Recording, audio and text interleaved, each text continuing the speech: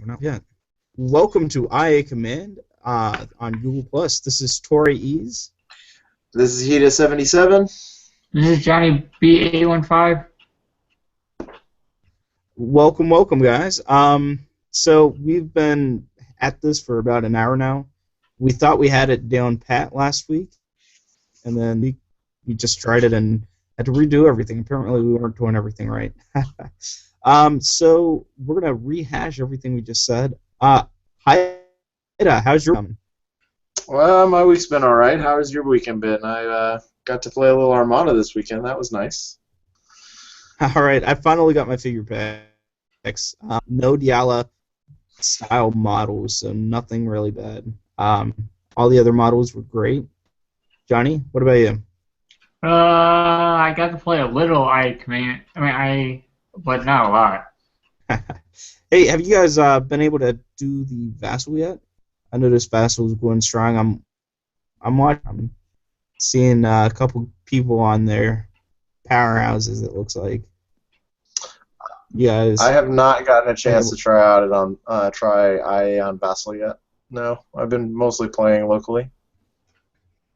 All right. Well, I've been got 4 weeks left until I'm this spring of college, so it should be a lot better.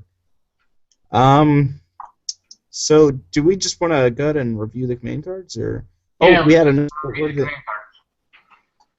there were a couple of announcements. One is we're no longer with TalkShoe. We had a little bit of a divorce with them. Google Plus is the way to go. It's supposed to be simpler and easier to use. Last week we thought it was, and this week we don't know what we thought. We're to figure out how we did it. But anyways, go ahead. What was the other announcement there, Johnny? I don't remember. You don't. Neither do I. I remember there was another announcement. If we remember the other announcement, we will let you know. All right. So let's go with those command cards.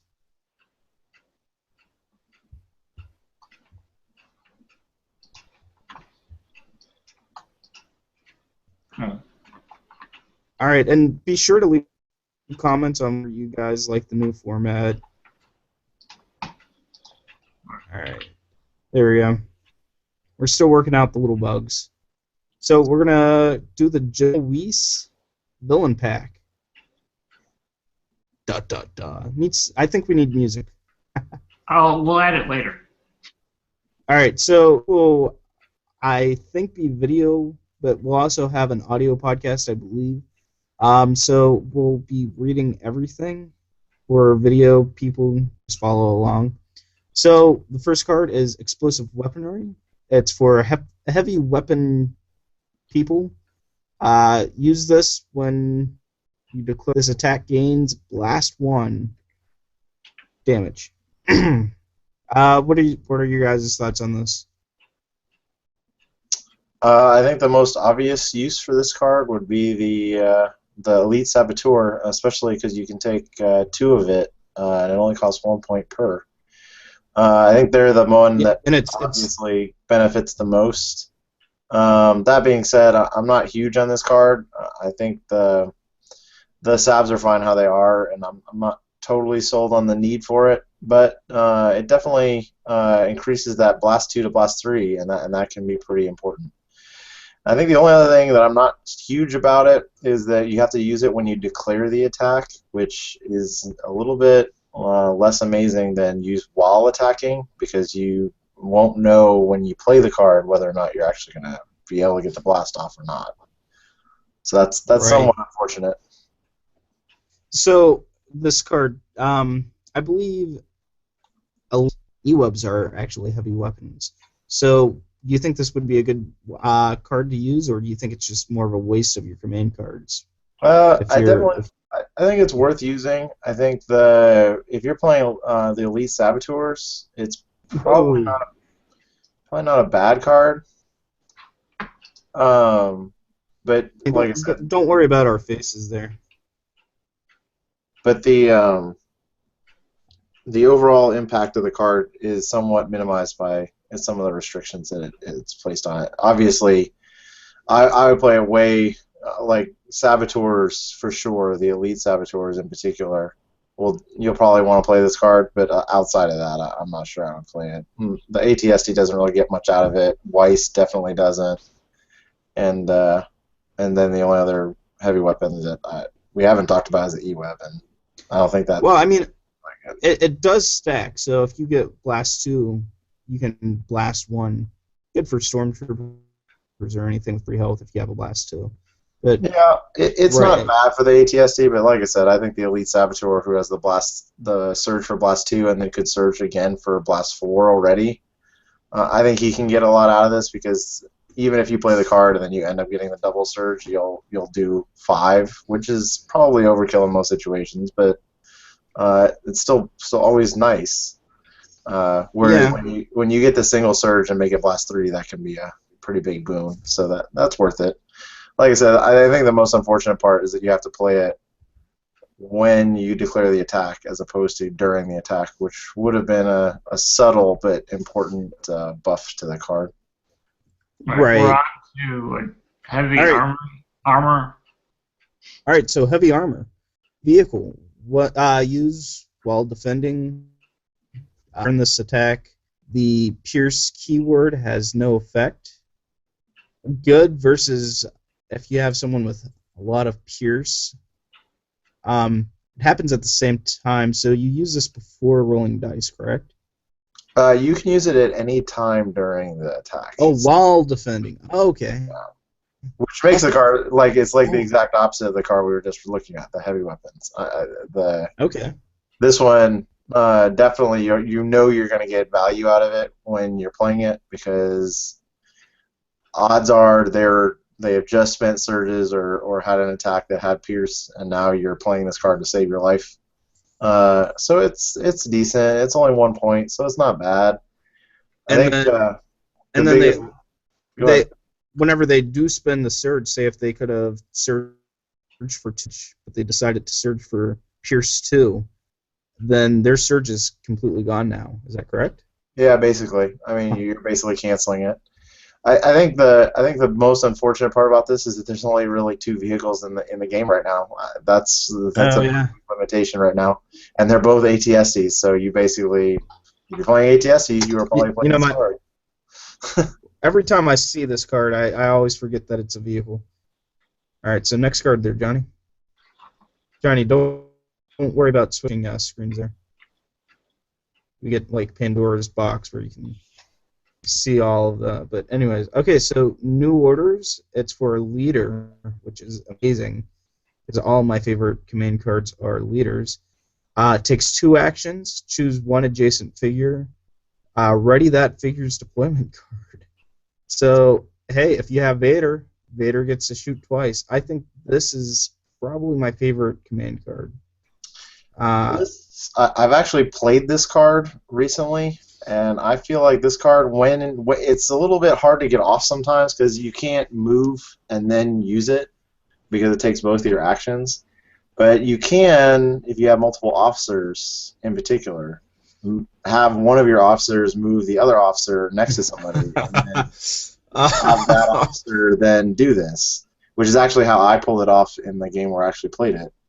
I actually think it has the most impact with just normal royal guards, because then you get actually 2 more attacks, 2 more moves, etc. Right?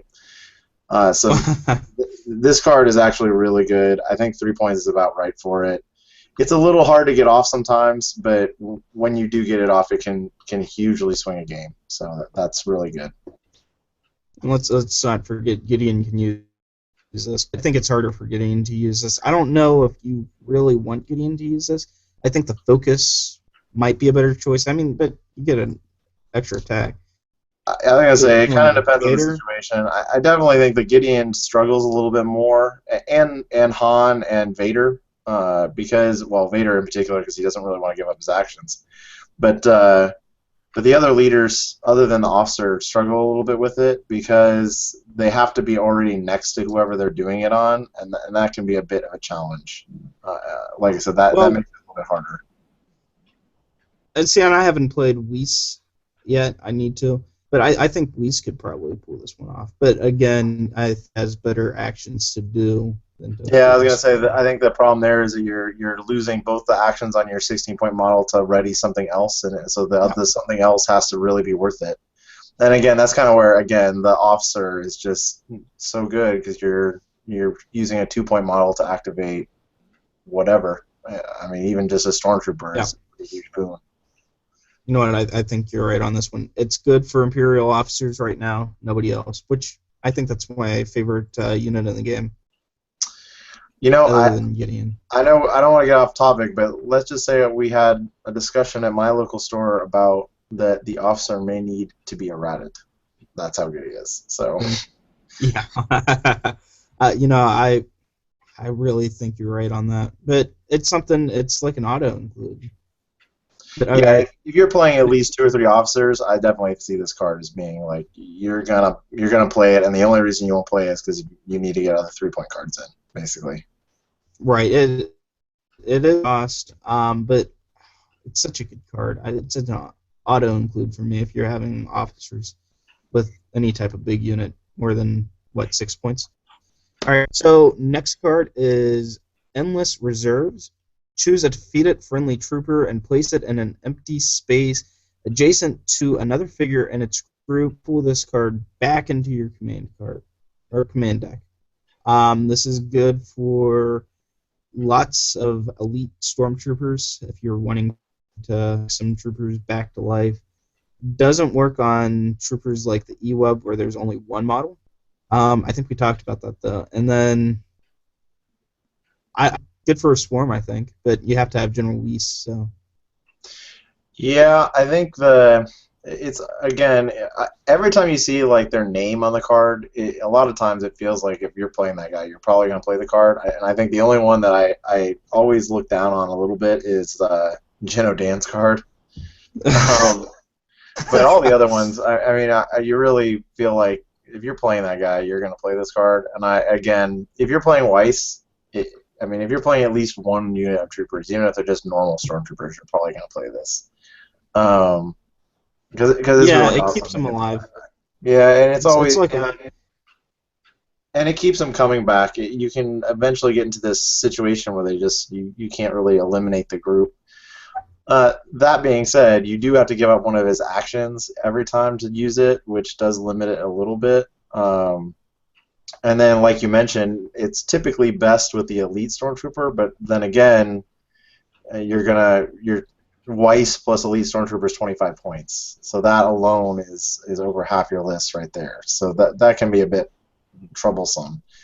I think the best list I've seen this used with actually didn't run the elite ones; it just ran a whole bunch of the basic stormtroopers, so that you had plenty of targets. Uh, so which is an amazing list. I really like it.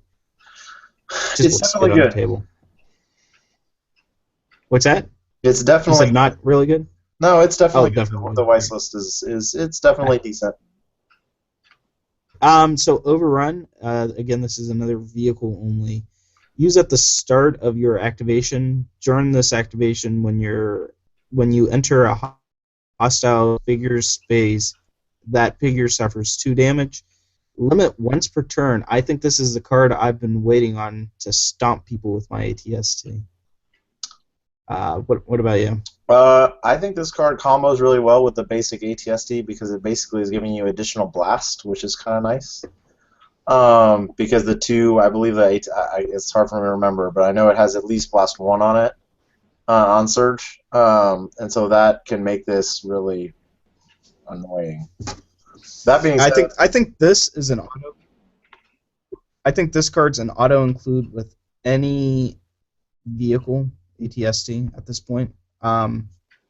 Because it's auto damage. I mean, 2 damage, auto damage, and you can, if he lines all his guys up, you just stomp all his guys and get 2 damage. But go ahead. yeah, I'm not as sold on this being an auto include. I definitely think it's decent. And if you're getting in a lot of situations and a lot of the new maps are like certain corridors are pretty limited, and so it's easy to get people bunched up. That being said, you really can't move that far because even if you play this card and then move your maximum, which is 8, I mean, your opponent really has to like kind of let you do this in a way. Um, that's not to say it's not a good card. It's just not necessarily like a game winner most of the time. You'll get a couple people usually, but it's hard to say Well, whether this is like a game breaker. if your opponent brought a melee list, then he's going to have some trouble getting to you. I mean, this is, I think, a good way of getting those melee guys, but I don't know if you'll see a lot of only melee lists. A lot of the good lists that I see have a little bit of a mix between the two. Well, and if you think about a lot of the melee characters that exist in the game, most of them have a You can pretty take the two hit. serious Yeah. amount of health. I mean, like even the Rogar has 8. I think Luke would be another big one, and then Garkin, and I believe both of them have 10. And so most of the really annoying meleeers already have plenty of health, and sure, 2 damage is annoying, but it's kind of one of those, like, if you shot one of those guys with the ATSD, you are likely going to do even more damage than just the 2. So it's just a question of, is that worth it? All right, so if they pile up, you might want to use it. Okay. Next. You want to take these cards? Yeah, sure. Royal Guard Champion Pack. The first one is Parting Blow. It's usable by a brawler. Interrupt when a hostile figure exits an adjacent space. Before that figure moves, perform an attack targeting that figure. Then you become stunned. It costs 2 points, and you can have 2 of them. So, I don't know how I feel about because you get stunned. There's ways of removing the stunned. I do like the fact that you get to attack them. This is I don't know. This is a good card for Royal Guards, I think. Yeah, let me say this. I actually think it's not good for Royal Guards. The basic Royal Guard, I don't think gets anything out of this. Because the problem is you have to be adjacent, which frequently Royal Guards are not. Because a lot of the cards good point. require you to be adjacent in the new wave of packs. And the Royal Guard can get around like 90% of them with reach. That being said, if you are playing the Royal Guard Champion or Darth Vader, I definitely see you playing this card. At least one copy. Because, yeah, you become stunned, but sometimes you'll roll up on somebody like Luke Skywalker, and you'll hit him pretty hard, and then he won't die, or he'll dodge, or do something crazy. But then he'll try and get away, and if you can then just immediately punk him right there, that can be a huge game swing. I wasn't sold on this card initially, but there's been a couple guys playing it locally, and they've definitely been getting a pretty decent amount of mileage out of it. So, like I said, I definitely think this card is worth it if you're playing the Champion or Vader. Otherwise, not as excited about it, but it's definitely decent. I actually like it best with the Nexu because it has pounce, and so technically you can get rid of your thing, and you can still actually get an action without using another card. Okay, so is Anexu a brawler, though? Yes. Yep. Ooh, I need to reread that. That's awesome. I don't know. I think this card can combo with another card, which we'll see. If you want to lock somebody down, try to keep them from moving. I think another thing that we haven't mentioned is the Trandoshan Hunter is also a brawler. Ooh.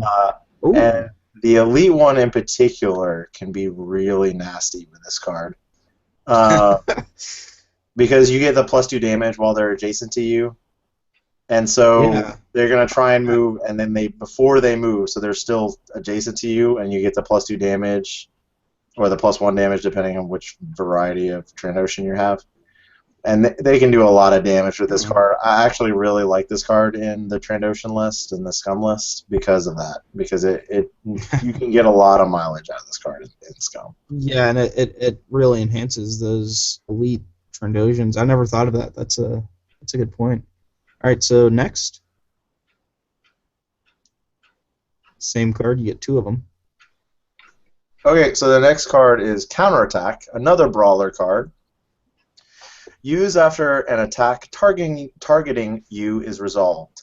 If you are not defeated and are adjacent to the attacker suffers 2 damage, costs 2 points, and you can only have 1. I like this card, but I don't.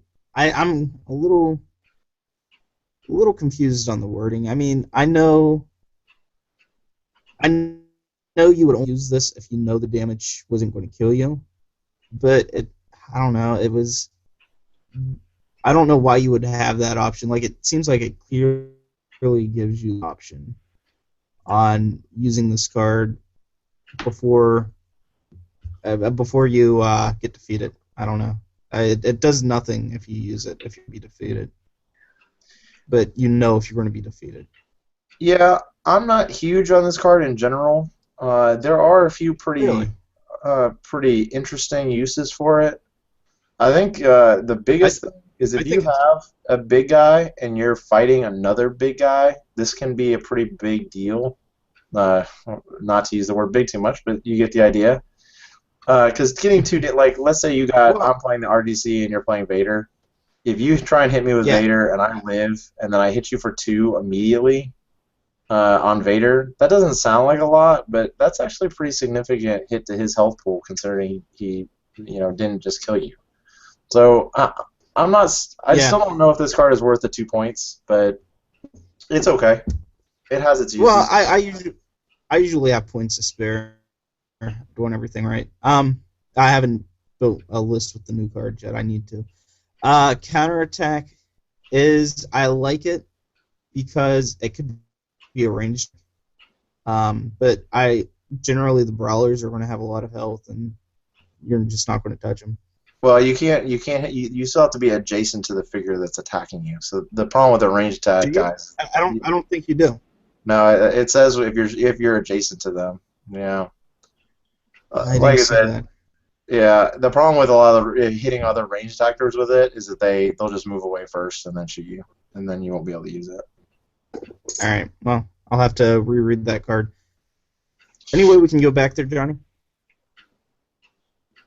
Yeah. After you use, if you were not, oh, and are adjacent. Yep. All right. My bad. I'm gonna. All right. So the next card, Bodyguard. It's usable by Guardians. Used when an attack targeting an adjacent friendly figure is declared. If you could be the target of that attack, the attack targets you instead. It costs 1 point, and you can have 2 of them. This is good for like those for spreading out the damage among your royal guards. I think that's the great purpose for this. Yeah, this is definitely a Royal Guard card in my opinion, and I'm not talking about the champion. I'm talking about the basic one. Yeah. Because for exactly the reason you just said, and the other reason is that sometimes they'll try and like blast certain things that maybe in opportune areas, and if you can divert the blast, that can be pretty huge. So yeah, this card definitely has a lot of use. I actually don't feel like I ever have the points for it when I'm building a list, but I've definitely seen it played, and the people playing it definitely felt like it was worth it, especially at 1 point because it's not overly expensive. But like I said, being it's able only to 1 point to get 2 of them.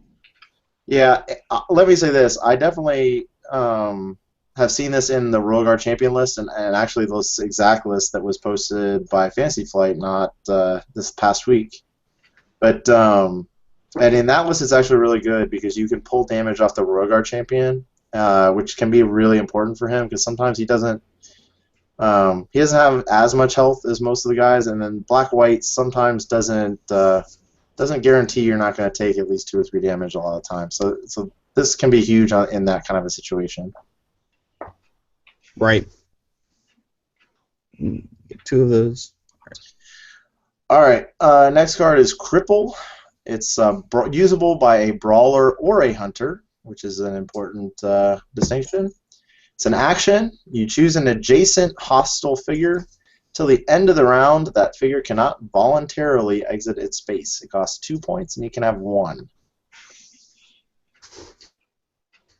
I see this really good against someone like Vader or another big unit where you have your Royal Guard or whoever just like stomp his knee and run back, and then everyone can shoot at him. If he's melee, he's not doing anything. He's just kind of staying there with a broken kneecap. Yeah, when I first saw this card, I actually really thought this was going to change the environment a lot. And I'm going to be honest, I think I've come down on this card a little bit. The action and then the trait restriction does make it somewhat hard to use. I agree.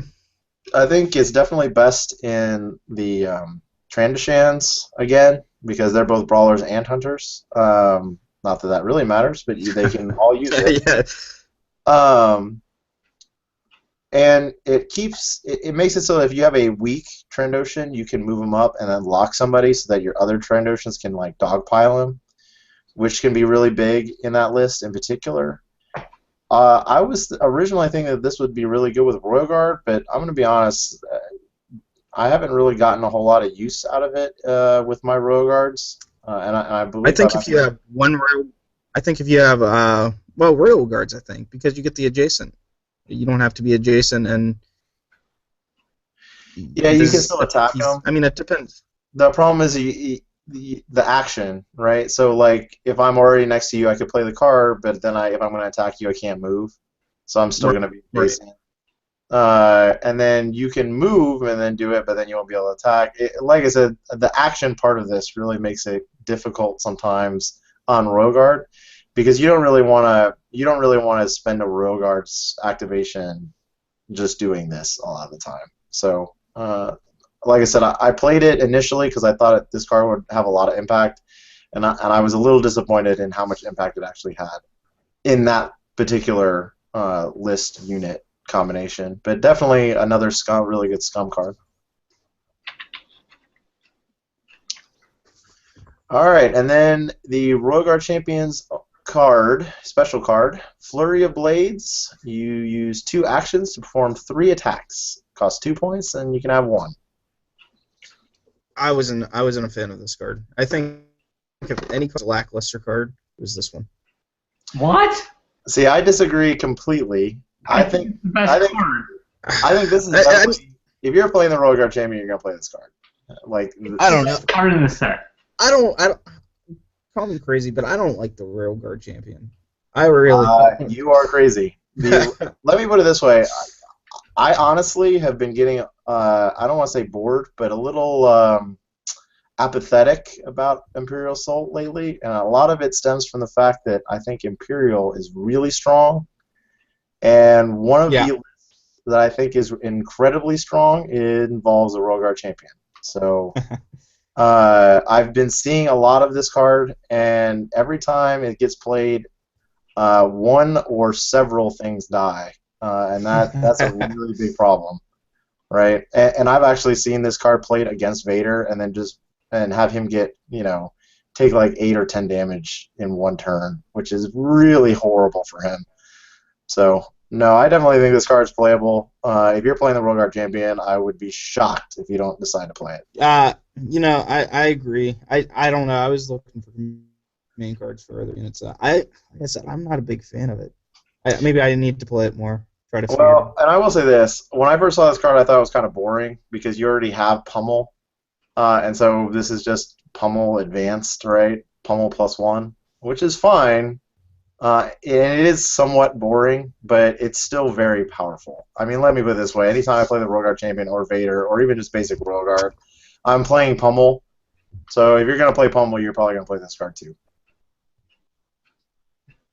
Okay, so going forward, we're going to actually go through all of the cards, and then we're going to go to whoever's talking, and then we'll just go through all the cards.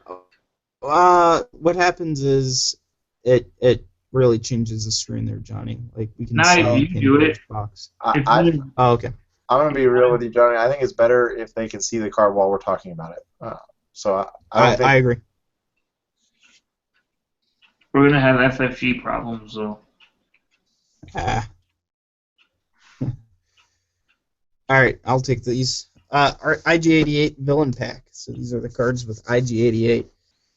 Repair. Any figure can use this. It's an action. Choose an adjacent friendly droid or vehicle that figure recovers 3 damage. This is another Imperial officer. amazing card because you don't really care about the actions. They're only 2 points, and then hey, I get to keep one of my guys alive. I mean, this card I think is really powerful. I have mixed feelings about this card. I definitely think this is one of the best healing cards that's available. That being said, I'm not a big fan of most of the healing cards. I'm especially not a big fan when they cost points to put in your deck. And so this one costs 2, and you can have 2 of it, so that's a maximum of 4 points. That generally does not feel worth it to me. I will say that if you're playing General Weiss or you're playing an ATSD as a centerpiece in your list, you are probably going to want to play at least one of these because it helps extends their hit point pool and makes them even more obnoxious with the double black dice. But rules question. Yeah. Are you considered adjacent to yourself? Yeah. Yes. No. So, you're not considered adjacent to yourself. I was thinking you were. I thought no, you're not considered adjacent to yourself. Okay. Okay, so but yeah. I'll double check that as well. So triple check that. But if you could use this on yourself, I could see this. I mean, I like it because of IG88. I mean, this is a great card just to play on IG88, and I'm looking forward to more droids, especially scum droids. I don't know. You guys think we'll ever see like an IG88 DUC be like I don't think that's going to happen anytime soon. For no other reason, but because there's so many other figures that we haven't seen yet, and I'd like to think that they'll go for variety first. Okay. But again, I think if you're playing the ATSD, I definitely see you playing this card. Or Weiss, obviously. Elite IG88, I could probably buy one. IG88 already covers 3 by himself, and he gets double attack, so I don't know, and he gets to pick his own dice, so he can always pick the yellow dice to recover health if he needs it. So it's not as pivotal for him. And then, like I said, aside from that, I just don't see it. I definitely don't see myself like trying to heal pro droids or anything like that anytime soon. So. Okay. Right.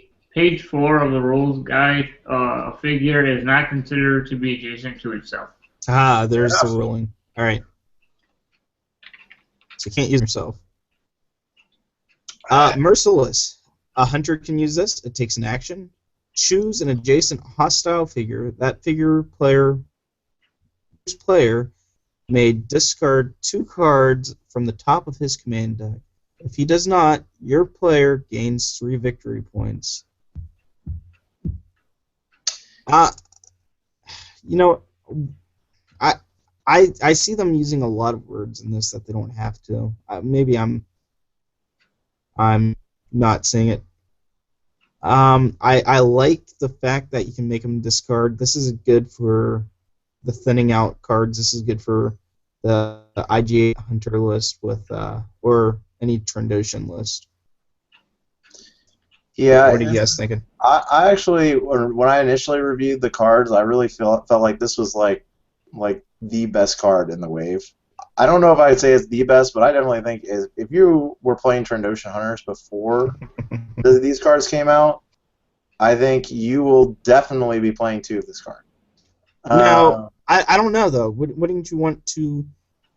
I mean, you move up, you attack.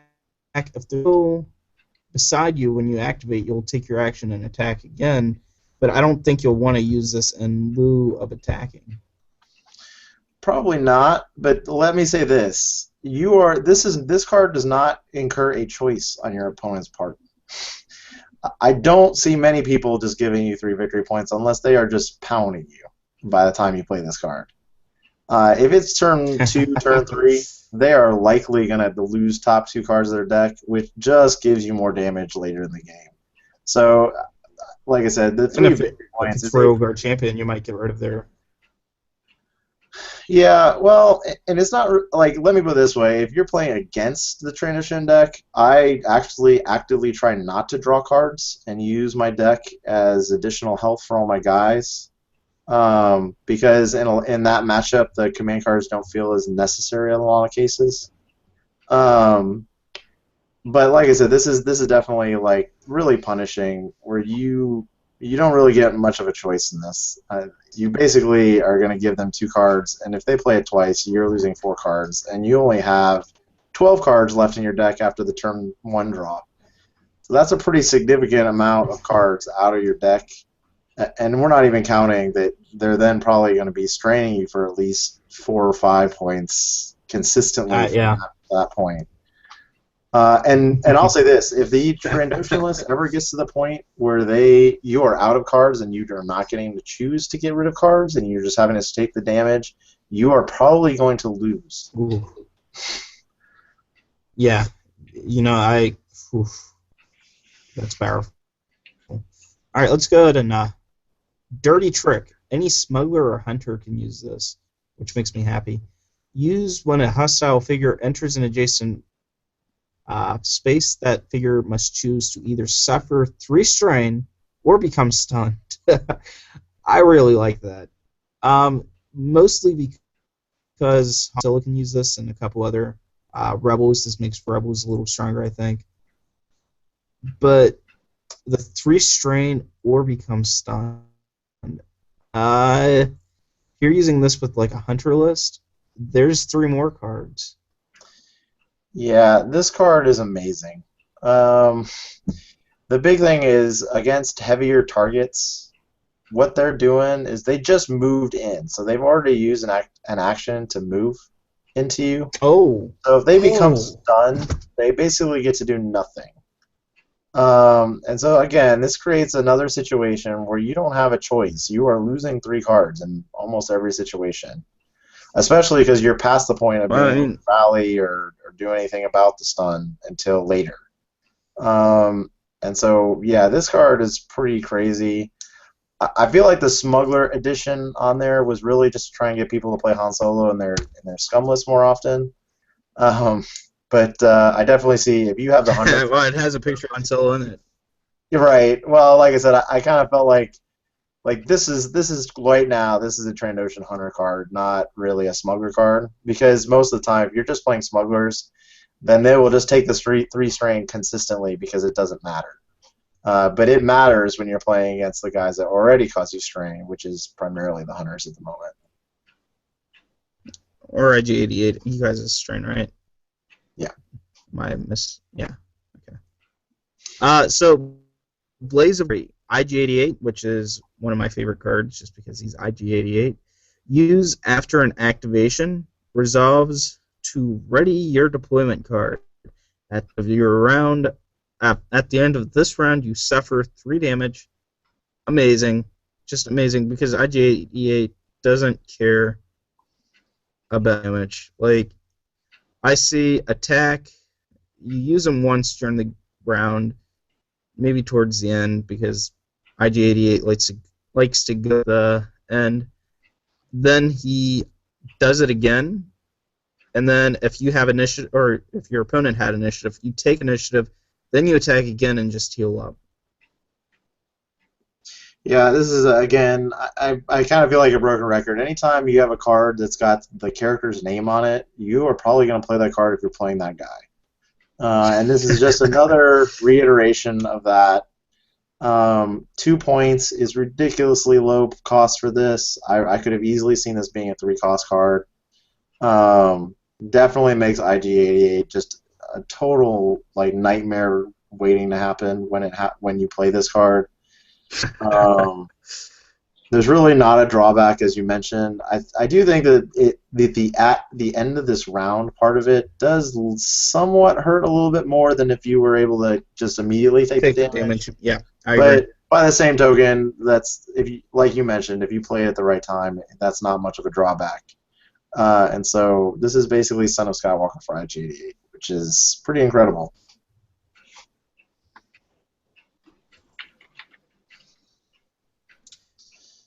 Overdrive. Use at the start of a round.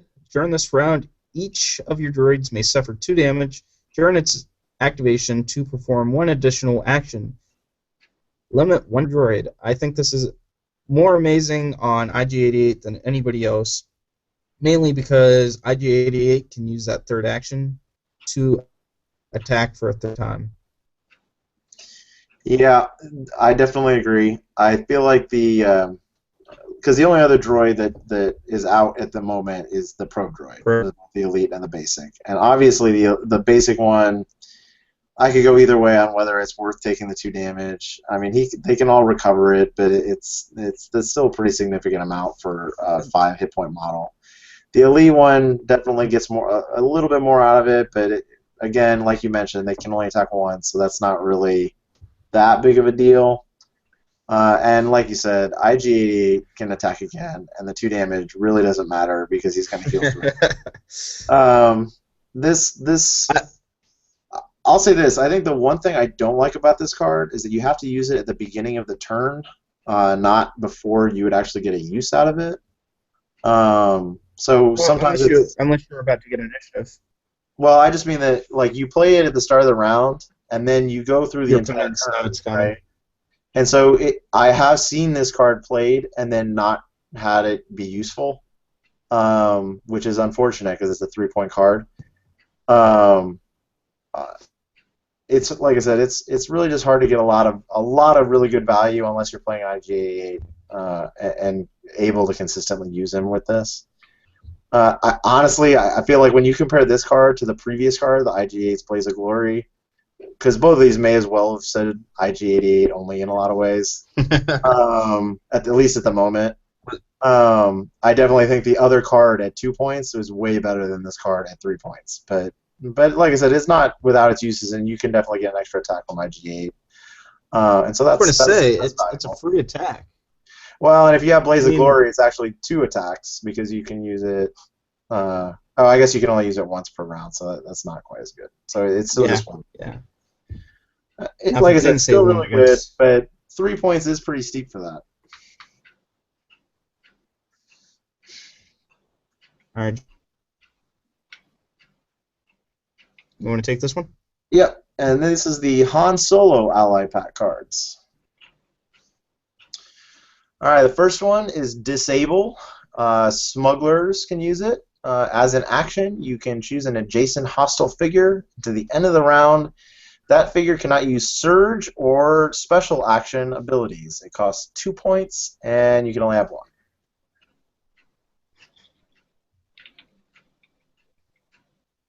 So what do you think? It's good against like IG88. I mean, if you're going against IG88, but I don't know. If you're going against someone that uses Surge a lot and they need Surge, like Rebel Saboteurs, then yeah, but I don't like the and you have to be adjacent to them to use it. I'm not a fan. I mean, if you could like a disabled shot or something, I would like that, but I agree. I think the adjacency part of this card really does not help it very much. The big issue is there's two major problems, right? You have to be a smuggler and you have to be adjacent, and those two things pretty much never go together. Don't mix. Well, I mean, you have Rebel Saboteurs. You can use this, and they're pretty much going to be adjacent. Saboteurs are spies and heavy weapons. They're not. Oh, they're not smugglers? Okay, fine. This card sucks. Yeah, I'm not. I don't see myself ever paying 2 points for this. It can be situationally really strong, but again, the situation doesn't feel like it's going to come up very often because you have to be playing Jedi, Han Solo, and or Chewbacca to really get to use the card just to begin with. And I don't really see you wanting any of those guys next to somebody on a regular basis. So really, really situational. And again, 2 points is just really steep for this. Yeah. I mean, Chewbacca just wants to attack and then throw you if he's adjacent. Yeah. Yep. All right. Next. Next one is Slippery Target. A smuggler or a spy can use it. Use when a hostile figure enters an adjacent space. Gain movement points equal to your speed. It costs 2 points, and you can have 2. Which we didn't talk about this earlier, but the one command card in Royal Guards, when an opponent tries to leave the space, you can attack him. So that's a good card to use against Slippery Target.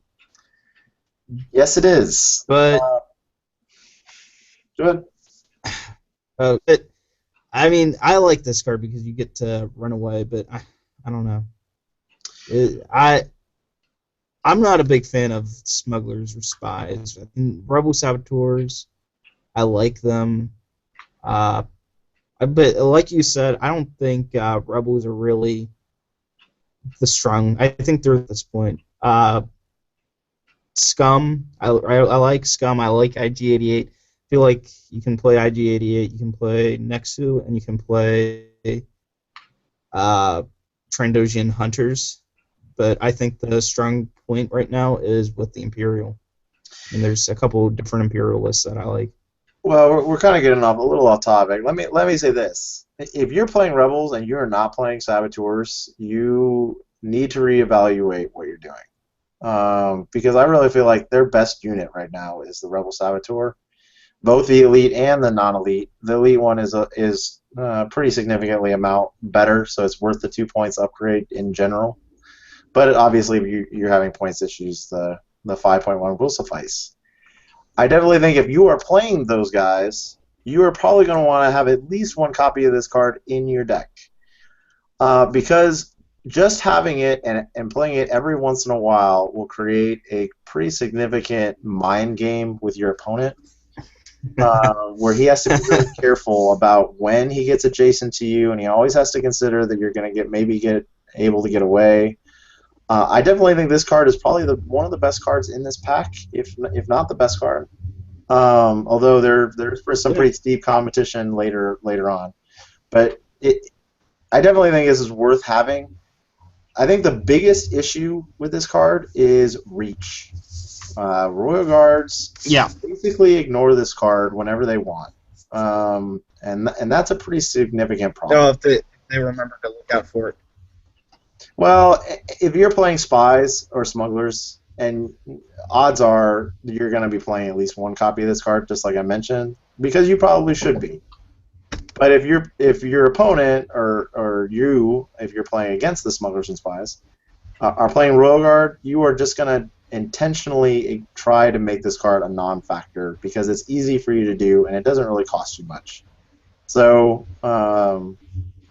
Yeah, like I said, I think that's actually one of the biggest problems. And then, as you mentioned, if you're playing a heavy hitter who has to get adjacent, Parting Blow pretty much makes this card can make this card irrelevant. So a lot of times, if you've got especially the lower cost Saboteur, and the Royal Guard champion rolls up on you, and you try and play this card, and then they Parting Blow, you're gonna die unless you dodge. So.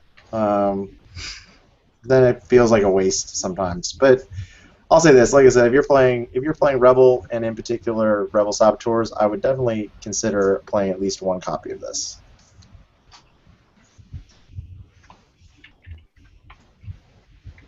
Okay, next one is Reposition, usable by a leader, another leader card. The special action. You choose a small friendly figure within 3 spaces. You can push that figure up to 3 spaces. It costs 1 point. You can have one of them. So I think it's funny they use the word push. So what would the difference be between push and gain movement points? Is that whenever you couldn't normally gain movement points, right?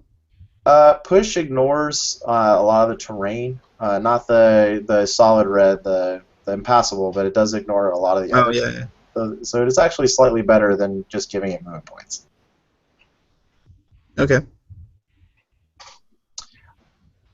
I'll say this. I think this is the weakest of the leader cards in this wave, which is saying quite a bit because it's another movement card.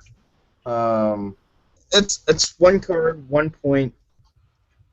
Yeah, I agree because you're going to want to get the move off the move order. Usually, all of the leaders will have that. I don't like this card. Well, not all of them have it. So Vader is a leader, and Han Solo is a leader, which is somewhat significant. That being said, The other leaders, the ones that are more commonly played, all have some sort of ability very similar to this that they don't have to put in their command deck. And the best leader, the Imperial officer, has an ability that is arguably better than this. So that's kind of where this card just doesn't I feel. disagree because this lets you You get just around. This lets you get around corners. Right now on the maps that we don't have, no. But going in the future, some of the maps, actually, this will be very useful. Yeah, I hear you. I just don't feel myself feeling compelled to play to put this card in my deck just because there's a few corners that I'm going to have to struggle with a little bit. Because again, it feels a little redundant. Especially when, like in the officer, you're not moving 3 spaces, you're moving potentially up to 5 spaces, which usually gets you around that corner issue to begin with. So, like I said, I'm not necessarily trying to push it off, but I definitely think of the leader cards, I don't see this one as being as much as valuable as some of the other ones. yeah, and an Imperial officer list, I don't think I'd take it.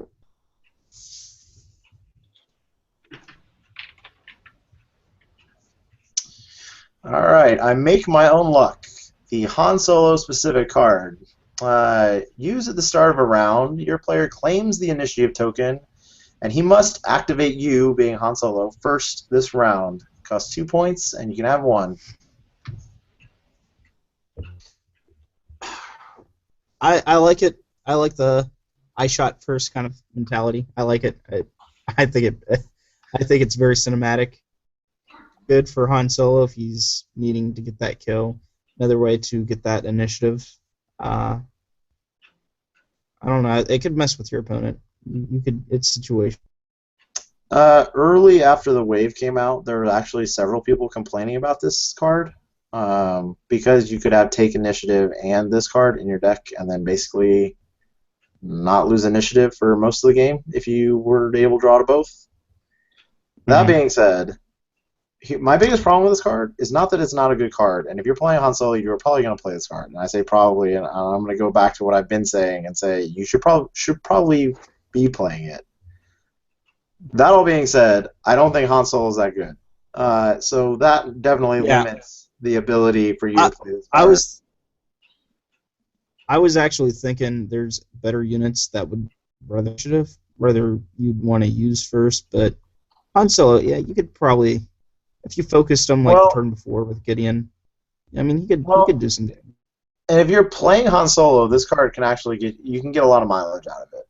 Because you can put Han Solo into a kind of a sticky situation or a situation where he's not ordinarily going to want to be at the end of a round, and then immediately play this card and then be able to shoot and get him out of it, right? So it gives you an extra trick in your positioning and stuff, which is always kind of nice. And again, you're getting a double shot, and his range attack is pretty strong. That being said, again, I feel like the problem with this card is not the card itself; it's the model that it has to be played by. Because I just don't really feel like that Han Solo is that great right now, and his point cost is just really awkward to try and fit into a list. And so it just it's not that the card's not great, and if you're playing Han Solo, you should probably play it. But I would question at the moment whether you should be playing Han Solo at all. All right, next. I like Han Solo. I think he can be, especially with Chewbacca, which is the Chewie Ally Pack. All right, so we have Wookiee Rage. Any Wookiee can use this, and this makes because it probably means we're going to get more Wookiees. I mean, we have Garkin, but I'm hoping more Wookiees, like an army of Wookiees. That's my dream. Takes an action. Choose an adjacent hostile figure. The chosen figure suffers 1 damage. For each damage you have suffered to a maximum of 3. Very good, I think, for Garkin. Not so much as what's his name? As Chewbacca, because you already have that throw. And also you have the attack, just the basic attack, and I think it is better. I mean, I don't know. I think this is a situational card for Chewbacca. I don't. If you're going against Darth Vader, you maybe want to do this. I don't know. I'd rather try to get that stun off though, and then throw. Well, but I'm with you. I think again, this is another card that just suffers by who can play it. I think Garkin has a limited time window to be able to play this card because he only has 10 health. So if he's already down 3, you're basically going to have 1 or 2 rounds where you can actually play this card, assuming a lot of things don't go like extremely right, and so that can prohibit a little bit. And as you mentioned, Chewbacca typically doesn't want to be adjacent to. Now, in the right situation, it can be really strong. So Chewbacca, if Vader rolls up on him, he could play this card and then push Vader and do like 5 damage and get him pushed away.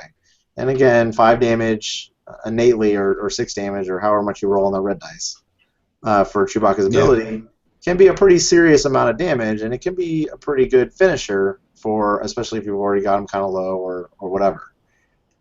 But like I said, as you mentioned, the 2 Wookiees that can play it, one of them kind of wants to play it because he wants to be damaged to begin with, but he has limited time to play it. The other one doesn't really care about it much because he already kind of has an ability that does something very similar, and he doesn't have to be damaged, and he has a pretty strong range attack.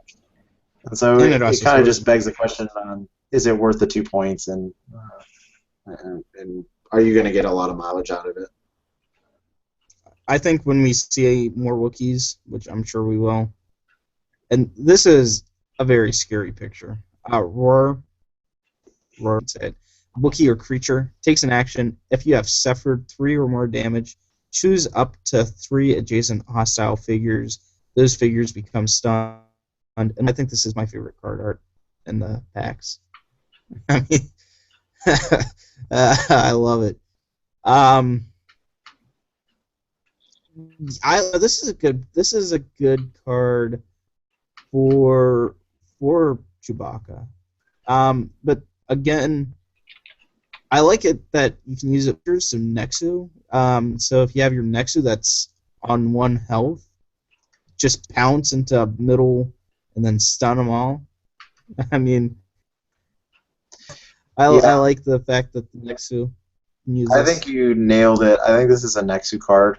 I think Garkin definitely can use it. Garkin actually can get a pretty decent amount of mileage out of it. But again, you kind of go back to what we were just talking about with the previous card, where if you've suffered 3 damage, you generally aren't going to live too much longer, so you have a limited window to play it. But you can charge, hit somebody, and then stun everything around him. So that's actually pretty awesome if you can get it off. And the same goes for the Nexu. The Nexu can pounce, hit something, and then stun everything around it, which is obviously a pretty nice trick. And mass AoE stun can be extremely frustrating and can swing games. So that's definitely worth it. And it's only 1 point.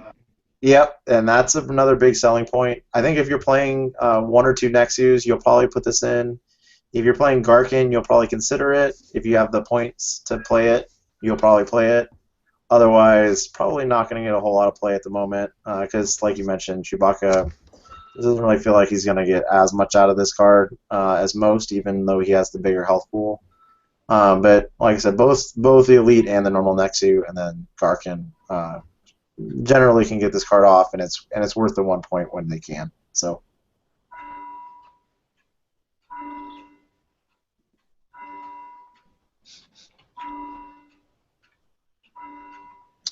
Okay, so hold ground. Any Guardian can use this, which is just amazing how like Royal Guard cards they came out with. Takes an action until the end of the next round. Small hostile figures cannot voluntarily exit spaces adjacent to you. I don't like the fact that it takes an action. I don't know. It's. I originally had really high hopes for this card, and I kind of felt like it went the same way as Cripple for me. Again, I definitely think the non-Royal Guard Guardians get more out of this than most. So Diala can actually get a pretty decent amount of mileage out of this card because she's so fast, and then they basically, if they come near her, that she's going to be able to hit them. She's not a Guardian. Diala, I believe, is a Guardian. No. Am I sure? Mistaken? Yes, I'm positive.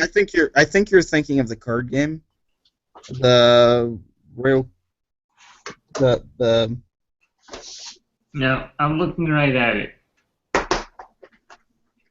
because the card art on Diala looks very similar to this card, I think, from the card game. The only Guardians that we have are the 2 Wookiees, the Royal Guard Champion, and the 2 Royal Guard. Yeah, you are correct. So I'm mistaken once again. Yeah, then this card really, I just don't like it very much. There's the Guardians that can play it don't want to lose the action to be able to play this, and the ones that and there's none that really can afford to use it. I just don't see which Guardian wants to actually use this card. I think the Royal Guard is probably the best choice, but even it doesn't really want to give up the action. No, I could possibly, I could maybe see that. Well, that's just like a what if scenario. If you couldn't move and you got pushed, if you would take damage from that, like other games. But that's too much of a what if. I'm not even going to discuss that. Yeah, like I said, I think this card can be like it looks so powerful on paper and in gameplay, just did not feel like it was worth it. The 2 points and then the action. Let me put it this way: I struggled to play it in my list where I'm playing 4 Royal Guards as it is, and I actually had a mission where I felt like it could have been significant, but it just didn't feel worth it in a lot of ways. So. It's a little unfortunate because, like I said, I had high hopes for this card, but I'm not totally sold on it.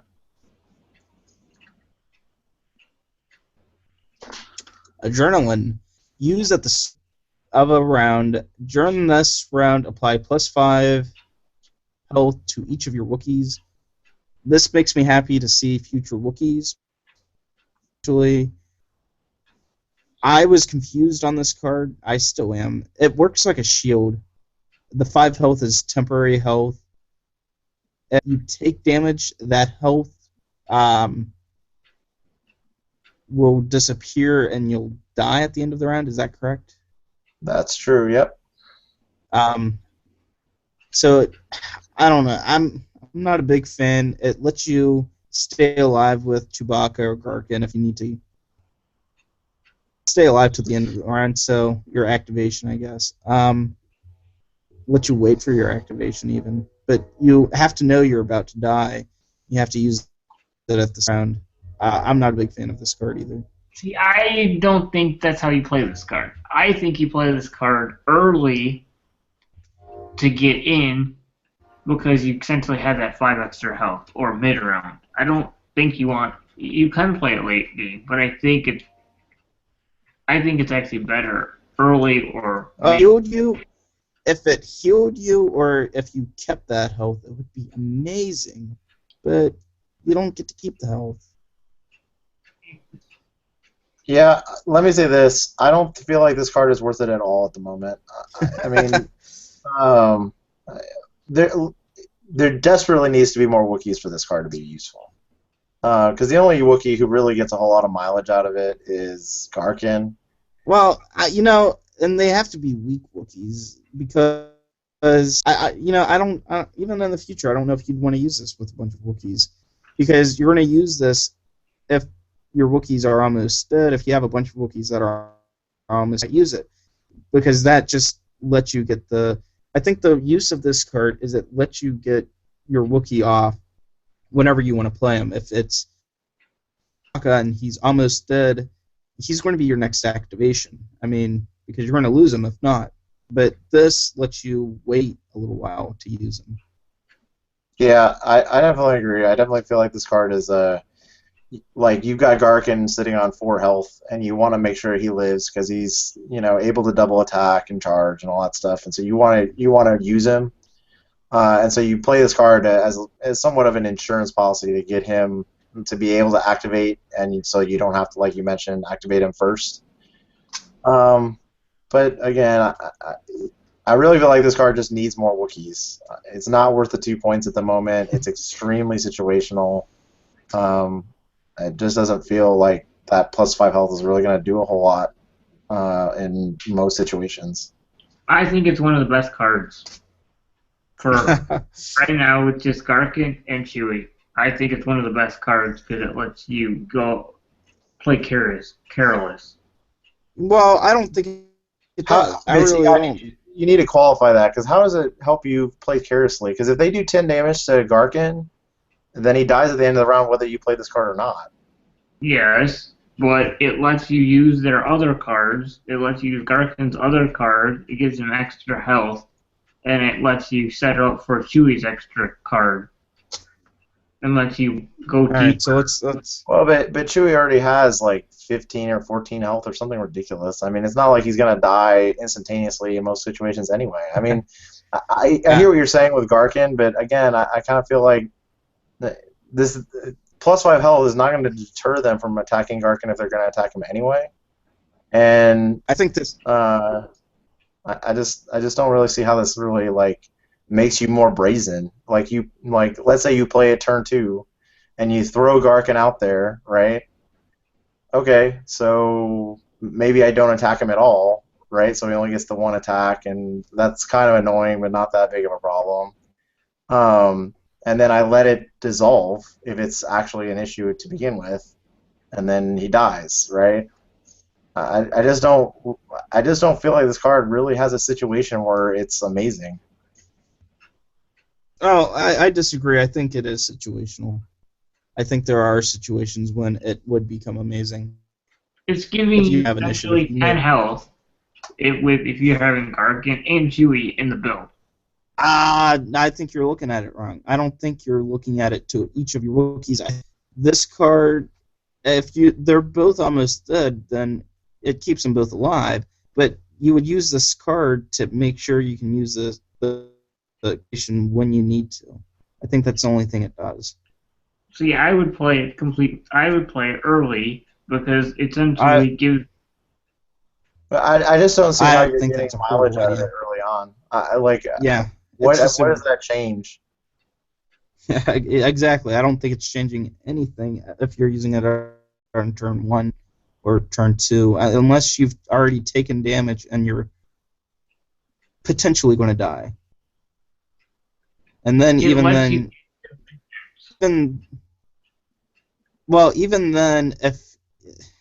if you're going to rush in and play carelessly, and then you lose all of your damage, you still get attacked. I mean, you're still going to take the same amount of damage. It's not stopping the damage from getting in. So, I wouldn't care if you had Chewy. If he's already taken his action, I wouldn't care if you took him off the board in the middle of the round or at the end of the round. I mean, I know there's another card where you can activate Chewy again. That could be interesting. I don't think it's worth it. Okay.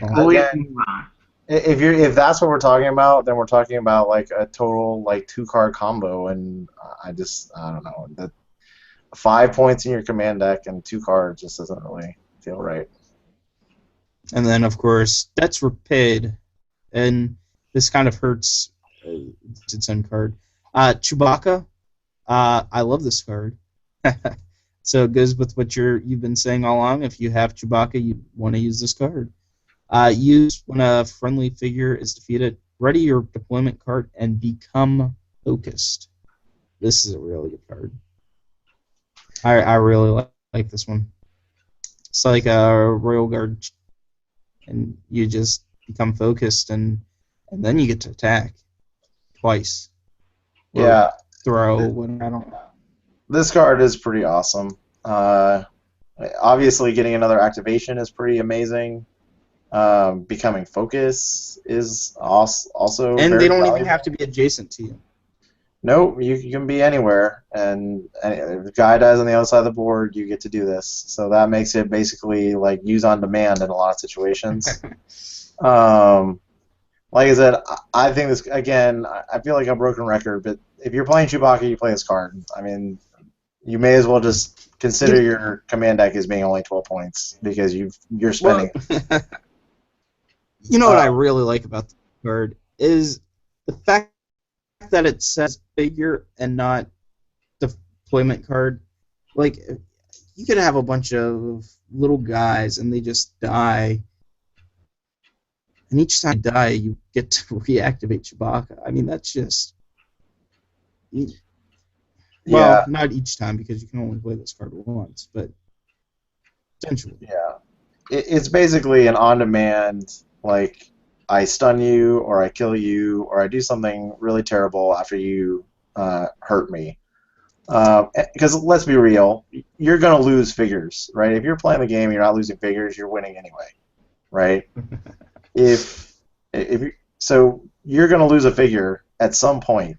And if you have this card, you basically get to profit off that guy's death. So I can't say enough about it, because the only way you don't get to play it if you have it in your hand is because Chewbacca died, right? Which is pretty... Or, well, you also wouldn't want to use it if figure died at the beginning of your activation. You haven't had a chance to activate Chewie yet. I think that would be a little bit of a waste of this card. Fair enough, but usually in turn 2 to 3, you're going to activate your heavy hitters pretty early in the round anyway. So it generally benefits you to already have him activated, and then I lose a Saboteur, and all of a sudden I get Chewbacca to pound you with again. So that's always nice. Like I said, you can't, not a whole lot of negative things you can say about this card. Next. All right, you want to take the Rebel Trooper pack? All right, the next one is a Rebel Trooper pack. My favorite card, Provoke. Use after you resolve an activation to choose a hostile figure adjacent to one of your troopers or guardians. That figure's group must activate next if able. Costs 1 point, and you can have 1.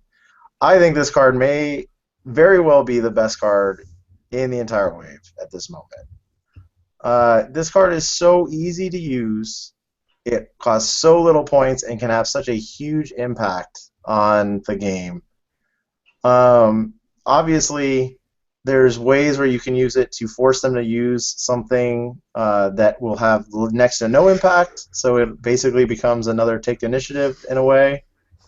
Otherwise, the other ways you can use it are by forcing your opponent to activate Vader or something big earlier than they want to, so they don't get as much mileage out of it.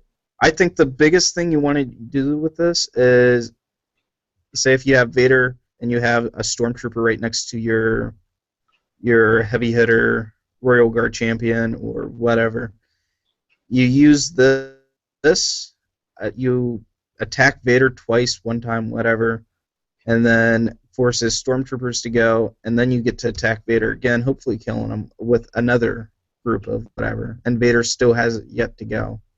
Well, and that's what I mean. There's so many applications for this card, and I feel like there's so few lists that aren't going to play Troopers or Guardians. One of those traits is probably going to appeal to you, unless, of course, you're playing Scum.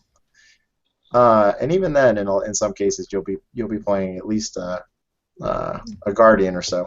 And there's no drawback. There's no drawback to this card, and I love it. And I think it's mispriced for being 1 point. I mean, this is a really good card.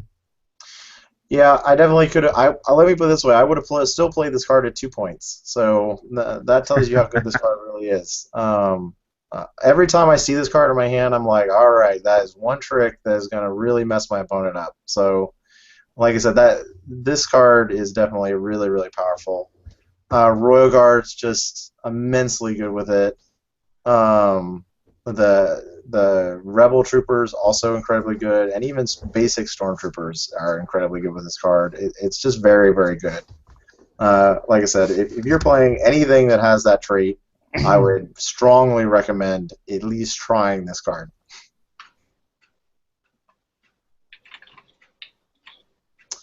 Alright, next card is Reinforcements. Use at the start of a round. Choose one of your defeated troopers that has a reinforcement cost of 3 or less. Place that figure adjacent to any other figures of its group. Costs 2 points. You can have 2 of them. I think this goes with General Weiss with a whole bunch of Stormtroopers or whatever. I like the fact that you can keep bringing guys back from the dead. This, if you're going for General Weiss with the troopers, I would definitely play this card. But this card actually has even more application. I actually really like this card when you're playing the Elite Rebel Trooper Oh, are because they only 3 points? Oh, every yeah. trooper that can actually be in reinforced, unless I'm forgetting something, all costs has a reinforcement cost 3 or less at the moment. Yep, and they cost 3. Because even the elite stormtroopers can also be reinforced for 3 or less. So, Hmm. and I'm not as sold on the rebel stormtrooper or the imperial stormtrooper. It gives them another guy to get another focus, which is kind of nice. And don't get me wrong, getting a model back is always kind of nice. But the rebel trooper can be a particularly annoying problem with this card. Not because he does a whole lot of damage necessarily, but that 5 health plus the white die can be incredibly Yeah. frustrating when you finally kill a guy and out getting through a dodge or here or there or whatever, and then all of a sudden he's back and aiming on your face. That's always really annoying. And so I really like this card. I think this card actually has a lot of use. If you're playing troopers, you'll definitely want to consider it.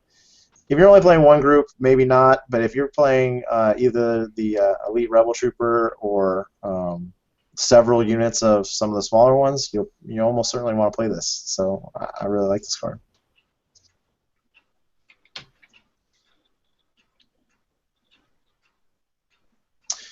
All right, another one of my favorite cards, Grenadier, Trooper only.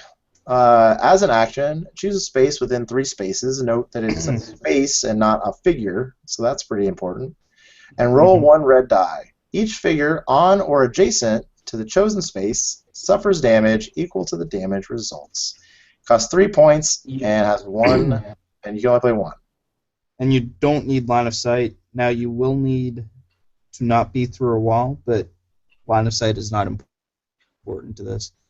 So I don't know. I'm up in the air. If I'm running a E-Web, I don't know if I would play this card in my hand just for so many other good cards. If I have the points for it, yeah, but I don't know. But on Stormtroopers, it's amazing. I think if you were, I mean, I think the E-Web is the absolute worst example. I think all the other troopers, if you are playing troopers, I think if you're playing troopers, you probably want to play this card. 3 points is not too much for this card. I have seen this card single-handedly swing a game. One trooper activates, moves, throws a grenade, kills a whole unit of stuff, and all of a sudden it's a totally different game. I've seen that happen. So this card is incredibly good. You can actually kind of get 4 spaces out of it because, again, you only have to target a space. You don't have to actually target a model. So if they're 4 spaces away and you really need to hit them for some damage, you can throw it at the space right in front of them. So that's always kind of nice. I'm playing. I have an Imperial list where I'm playing 1 unit of Stormtroopers, and this card made the cut in my command deck at 3 points to tell you how good this card can be and how impactful on the game it can be. Now, part of that is also because a lot of the new maps are small corridors where it's almost impossible not to be bunched up in certain situations. And so I've seen people suffer blast damage pretty heavily, and I've definitely personally lost to this card at least once. So this card is very powerful and definitely worth 3 points.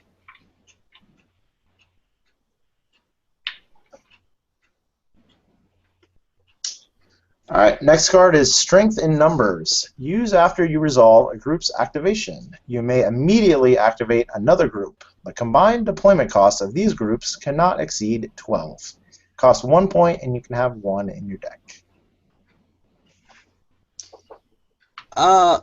Good running basic troopers. Obviously, you can't do this with elites mixed with non-elite, or just not enough points. You could do 2 E-Webs, which makes this pretty good, like just regular E-Webs, or you could. I like it. I'm not going to say it's a bad card because it is a good card. Just situational. If you have the white stormtroopers, then yeah, take this card. I think you are underestimating how good this card can be. The 1 point is not too much to pay for this ability. The nice part about I'm this not is, saying it's not. no, I know, but there's no requirement on what groups you can activate other than that their total point cost can exceed 12. And so there's actually some mid-round stuff that can happen and be really annoying with this. So you can actually activate. You know what? I'm to Imperial officers. You know, I misread this card. The troopers on the front of it made me think it was trooper only. My bad. Nowhere on it says trooper. That's a good card. You know No, what? this card is actually. That's that's really good. There's a lot of combinations, 12 or less, that can benefit pretty heavily from this card. Yep.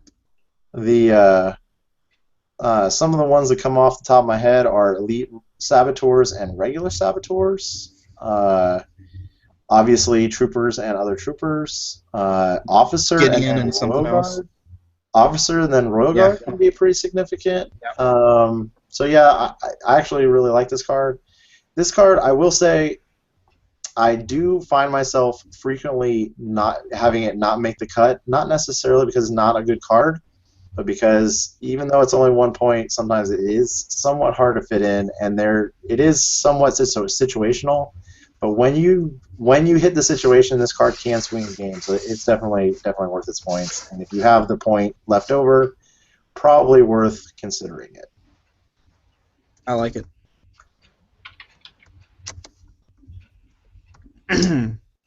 Focus.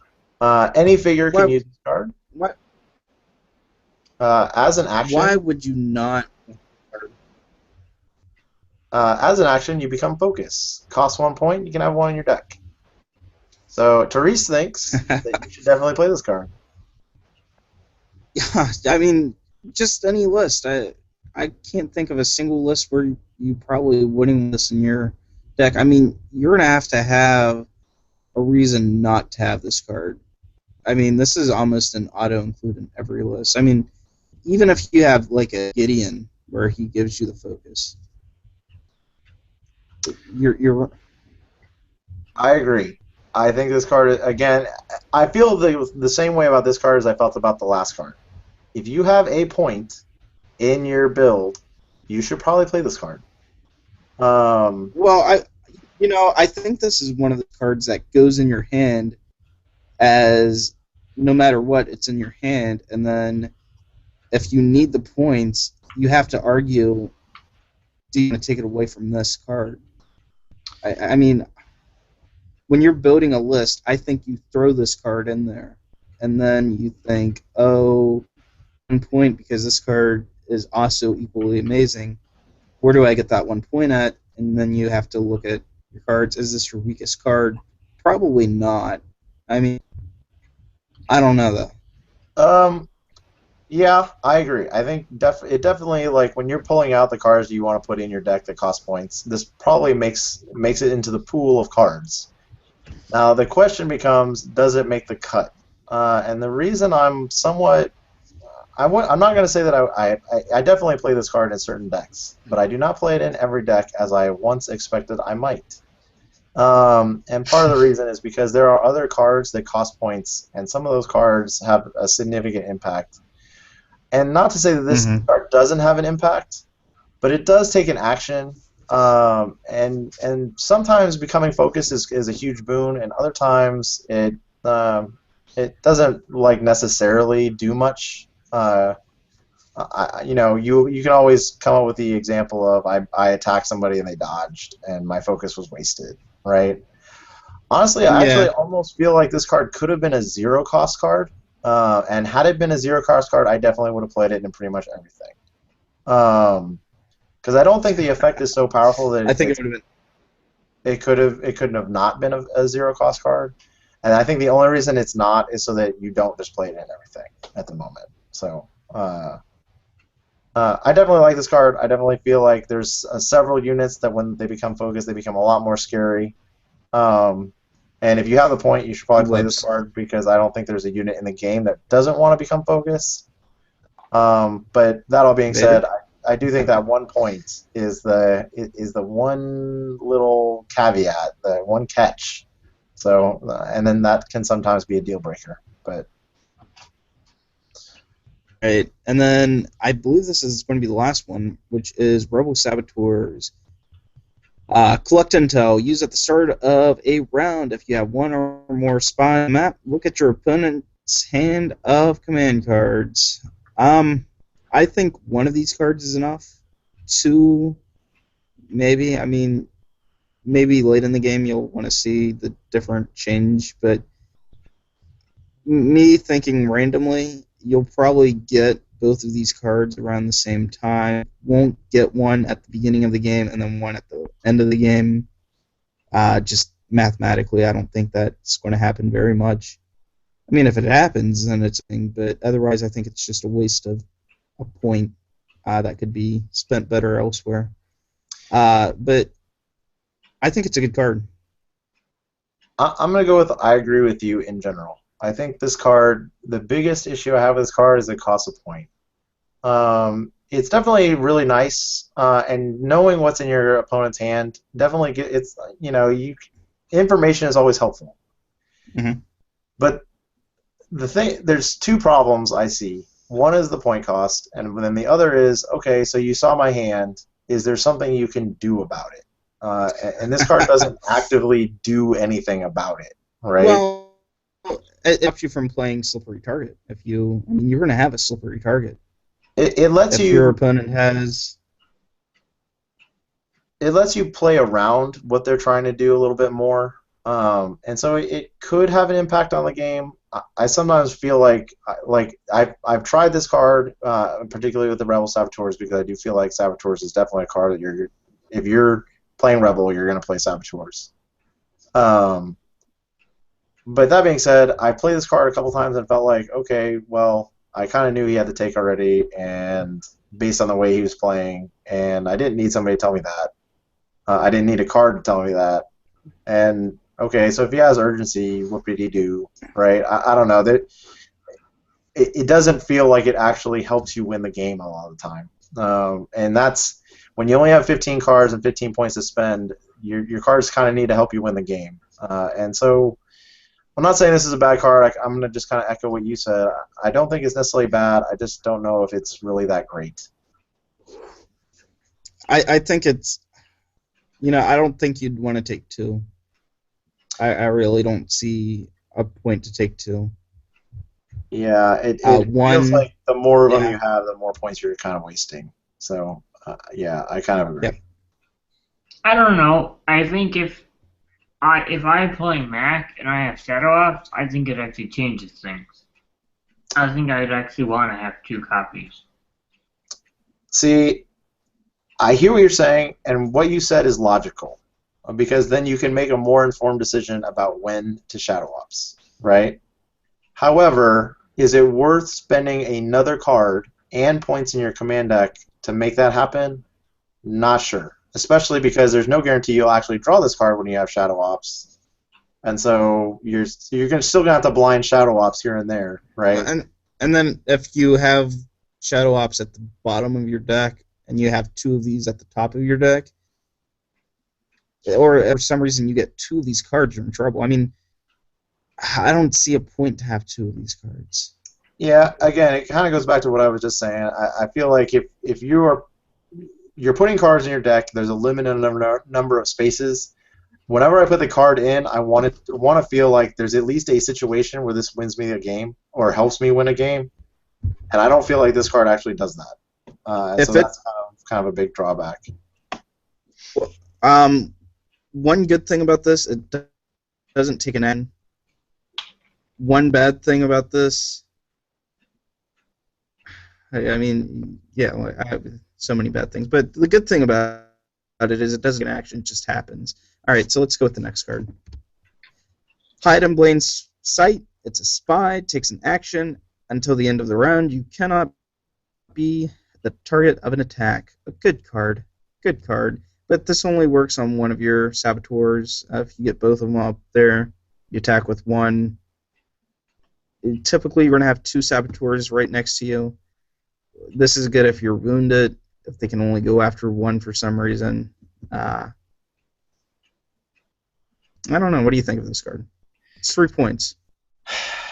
I think the point cost is what kills it for me. 3 points is just a lot of points. And this card is very restrictive. It is. Has to be played with a spy, so it's Mac or Saboteurs at the moment. If it was your entire deployment, your entire activation group, it would be amazing. I think that would definitely make it a lot better. Yeah, that would definitely help quite a bit. But I don't know. I think if it costs 2, though, I think it's close to an auto include. Yeah, I disagree. I still don't feel like 2. I think if it was a 1 cost, then it'd probably be an auto include. But even then, I think it's a waste. I mean, I really do. You're going to have 2 Rebel Saboteurs. Usually, they're going after the same target. They're going to be right next to each other. Usually, I mean, you might split them up. Block line of probably not. Yeah, but that's so. Again, but see, here's the problem, right? There's a few like minor things that could have made this card just like a big, like obvious. This card's amazing. One of the things it could have done is made it usable by other units, right? And obviously that would be kind of against the flow of the card. So I didn't necessarily expect him to go that direction. I think you could have reduced the cost, and I think that would have made it a lot more playable. And I think the other thing is that the action loss, or the loss of the action, really hurts, because in a perfect world, what you'd be able to do is move into a spot and, like you said, be able to create a situation where I'm blocking line of sight to stuff, and you can't attack the guy that's blocking line of sight. And the problem is that if I do that, a lot of times it's going to mean that I just lost my entire activation on that model. Which may be worth it, but in a lot of situations it's probably not worth it. I just really feel like there's just better cards to play for 3 points. I'm just not really sold on this card. If you had a way of getting another action outside of maybe to the limit or something like that, then I might be more on board. But I just don't feel like. Again, it goes back to the how does this card help me win the game? I don't really feel like it necessarily does in a lot of situations. So, and you don't want to draw this card and be like, all right, well, that's unfortunate because I don't really have a use for this, right? So I just don't know. I'm not sold on it. All right, so change of plans. Use after you resolve a group's activation. Exhaust one of your deployment cards to ready one other deployment card of equal or lower deployment cost that shares at least one trait. Possible. I mean, it could work. You can have 2 guys, say, if you split up your saboteurs, maybe I don't know. If you split up your saboteurs, use one in one area, they turn out not to come towards your other saboteurs, you can go ahead and attack with your other saboteurs again. Let me say this. What do you think? Anytime you have a card that readies a deployment card, I think that card is likely going to be amazing. This card is obviously less amazing than like Son of Skywalker or the Chewbacca card, or even the IG-88 card, right? But it's also usable by a lot more things in different situations. And I like the amount of board control that this card gives you, because a lot of times you'll be fighting on 2 fronts a lot of the time. And if you have a unit on one front that you don't really need because you're already kind of winning that front, you can then swap it for another activation on the front that you may or may not be winning, and that can be a pretty huge boon to helping you win that side, right? And obviously, if you're winning everywhere you're fighting, you're probably just winning. So that's a pretty big deal. Like I said, I really like this card. I think it's definitely worth the 1 point. It is a little bit tricky to use, and typically it's best if you have at least 2 units in your list that you're basically taking 2 copies of. But That all being said, I definitely think if you meet those criteria, I definitely think this is worth the 1 point because it can have a pretty significant impact on the board. Now again, it One goes back to one competing base, but what's up? one. I said one man that I think this would be amazing on, and this is just mission, is the Darth Vader one, where you control the one place and you bomb those.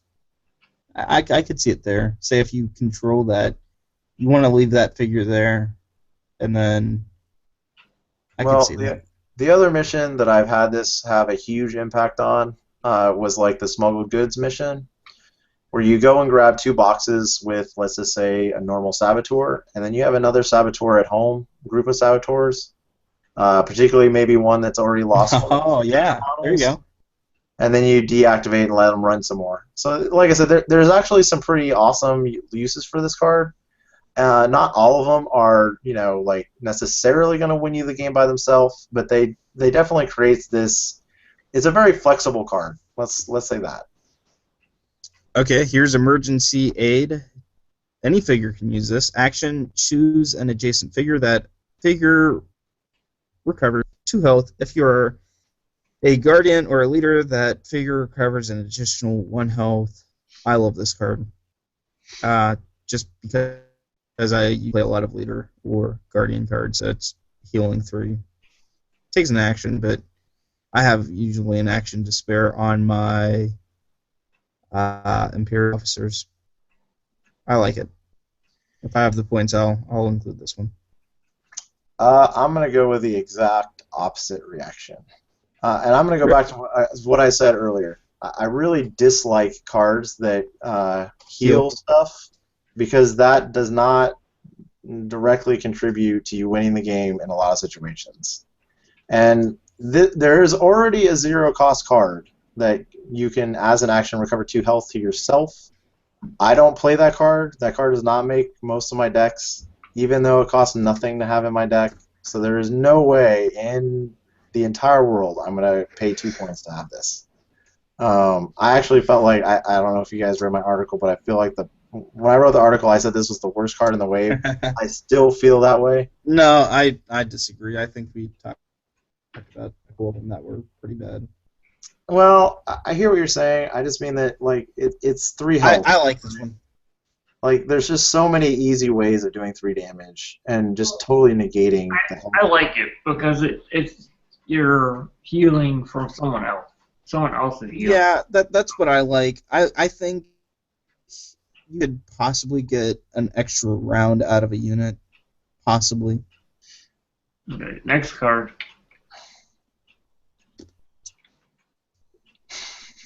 Lock on. It's a heavy weapon. Use while attacking to apply +3 accuracy, -1 defend all, or -1 cancel surge to the result. Good card. Good card. I like it. It stops them from on the cancel all, which is it's huge. This card, I like can't believe how good this card is. You know what I really like about this card is it's not used before attacking. It's used while attacking. Yeah. So they roll the dice and then they roll the dodge and then you just take it away. I mean just the psychological impact of that is pretty ridiculous.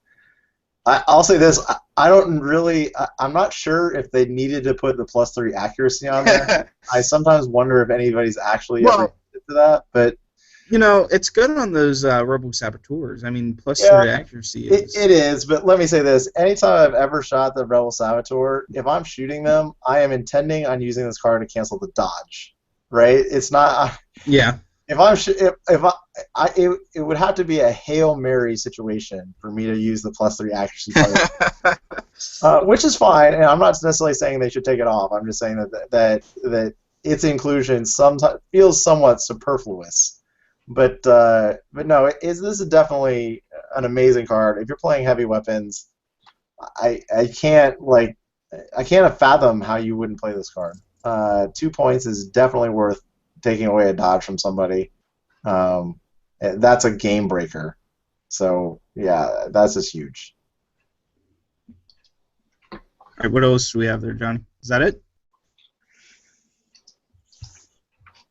All right. Well, this was a very exciting episode. Hope you guys enjoyed. Any closing thoughts? Roar was an amazing artwork, very scary, right? Am I right? Yes. Well, out of artwork, do you have a favorite? I don't. I kind of like the one of the. I mean, honestly, the one of the cards that I don't like, but like the art on, was the adrenaline card. Chewbacca throwing people around always sounds pretty awesome. But I didn't like it because you couldn't tell it was Chewbacca. I mean, it just looked like a kind of a blurred Wookiee to me. Well, in any case, like I said, I like that one. I liked I think Lock On because it just makes so much sense. But no, I definitely think that there's a lot of good cards in this wave. I think each pack has at least one card that's worth playing, and I think the Rebel Trooper pack probably has like 3. So that's always kind of nice. Did we miss? We must have missed a card. Was there a card missing? I think there was. We missed the leader one that double focuses, didn't we? Yeah. Okay. Because that card's pretty solid. Let's just go with that. What? Was there a reason why we're missing cards? Was that the only one? That's the only one I didn't even pay attention. I think that was out of the Han Solo pack. Good catch. Good catch. Yeah, it had to be Han Solo. I'm gonna have to go through my packs and take a look. Any closing thoughts, guys? Not past what we were just talking about. All right. Until next time, I'm Tori Ease. Week after next will be ours. I believe we actually have the picture up there now. Oh, just had it. Which, that is a good card. Choose up to 2 friendly figures. Jason, those figures become focused. Yeah, I like that one. I like that. Yeah, this is a card. If you're playing leaders at all. Yeah. I was. Yeah. All right. So until next time, I'm Tori Ease. I'm Hita77.